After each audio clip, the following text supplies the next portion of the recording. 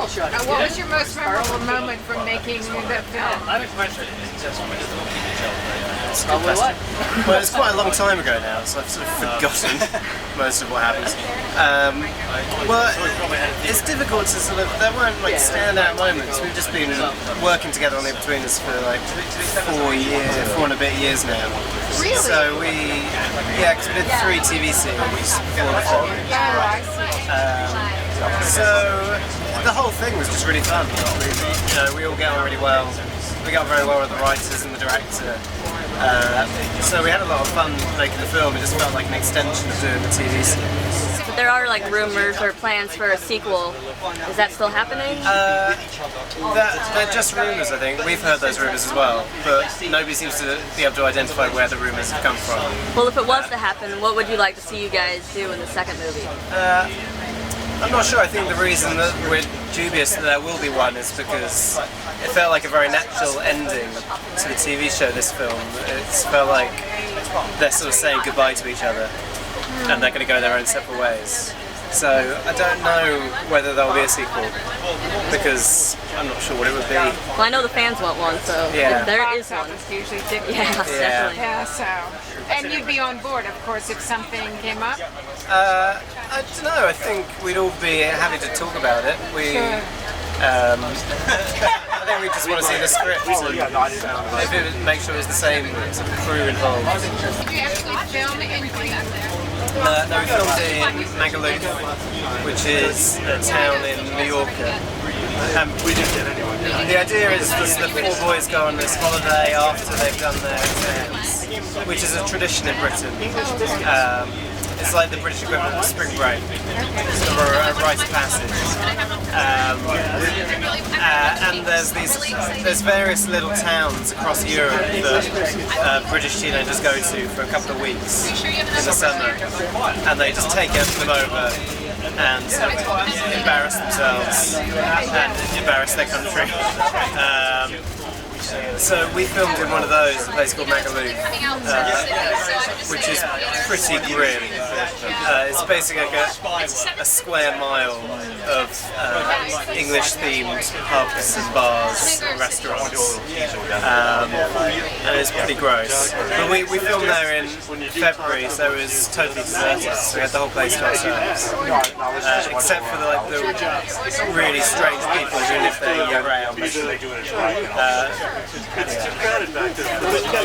So there's a pretty epic dance scene in this movie, which I think might be one of the best dance scenes ever. What preparation went into that, and is that your real dancing or was it choreographed? Well, they got a choreographer in to try and teach us bad dance moves, and he started the sort of lesson by saying, okay, well, let's put some music on, I just want you guys to dance to see what you're like, so let's dance as well as you can. And then he switched the music off and was like, that's perfect. That was obviously totally ridiculous. So that was us dancing to the best of our ability. Did you ever expect that dance to catch on? Because like the band One Direction does it at their concerts and fans are like, oh, that's the Inbetweeners dance. We didn't think it would catch on at all. It was strategy. Yeah, no, it was a bit of a surprise. Do you have any expectations, or like what should America expect from this movie if they don't know the series? Well, I think the reason we're sort of like optimistic about how we'll do is that it's an American format, like the teen, sort of raunchy teen comedy. We've stolen that from you guys. And the whole idea behind it was, I think the reason it's been successful in Britain is that Britain's never done that sort of film before. It's sort of the British take on Superbad and American Pie. And I hope that American audiences will be up for seeing. I think they'll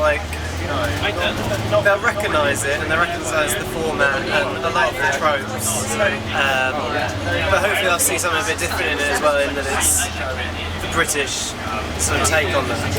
It certainly is. I mean, it's as far as the American borrowing it from the Brits. I mean, it takes it to a different level. There's a lot of nudity in it. Yeah. Yes. Well, I think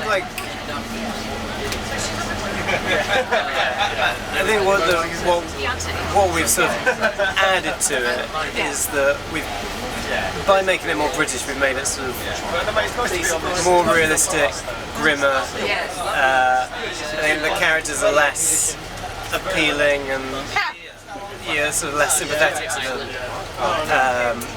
And I think that means you can make it more embarrassing for the characters, and the whole thing's a bit more awkward. I think that gives it a lot more opportunity for comedy. Do you play those usual characters, the same type of character as your career?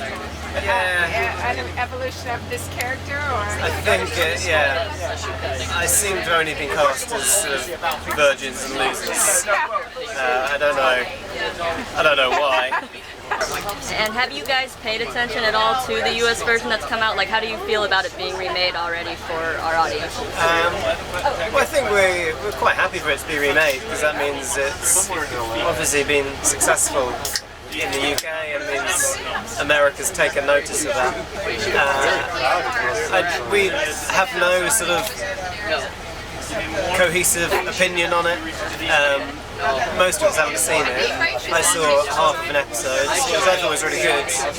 It's had a lot of backlash in Britain. I think just because people seem to like the original so much. I feel like all of them that come over from you guys to us, it's always like that. I think it's unfair, because I think it's always going to be a different show. And they're not claiming that it's the same thing, or I think they've just taken the setup and they're going to make their own thing out of it. So I think people have to wait and see what it's like before they jump in and judge. So what's next for you? Well, Joe, who plays Simon, who's over there, he and I are writing a show together, a sitcom. So, in England. So we're filming that in January, which is terrifying because we've got a lot to do. So that's the next big thing, and then we're all in other shows in Britain. So the writing that you're doing, what's the storyline? The storyline is about three guys. It's set in 1914. It's about three guys who don't go off to fight in the First World War. So they're the only three men left in the village for the women who hate them. Doesn't sound like a comedy. It is a comedy. So they've all got different reasons to not be fighting. One of them's injured, and one of them is a conscientious objector, and one of them is just a coward. But they're all labelled as cowards. And it's about that.